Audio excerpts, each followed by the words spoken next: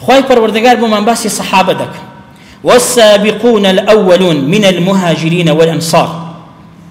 أواني بيشكوتوكان أهلي مكة كشون بو مدينة مهاجر أهلي مدينة كأنصار بون صحابة رزاي خواهي پروردگار ين ليبه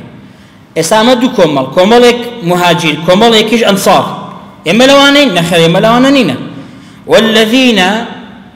أوانش كوا شوين صحابة دكون بإحسان بچاك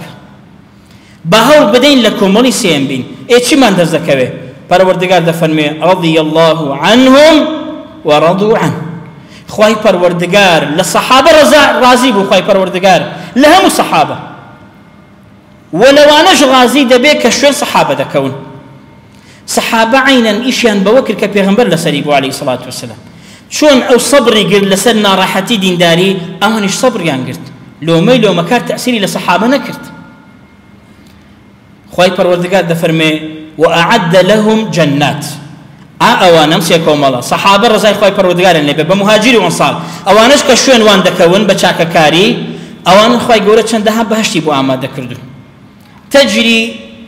لجيريا و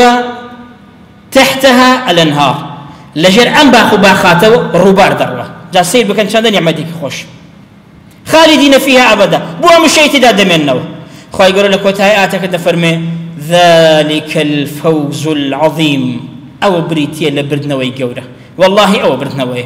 كل قصي خلق باخلق هل وصفتك حرب بسر الدهر بدن بمردن هم كوتاي بيدي او بردنوي خالد رازي به بهشت بنسيبك بهم شيتي داب منيو او بسيب دزده القابض على الجمر دز ببشكوكا وبقرا قينا باب دست بسوتي عزارة به بس خوال خذ رازيك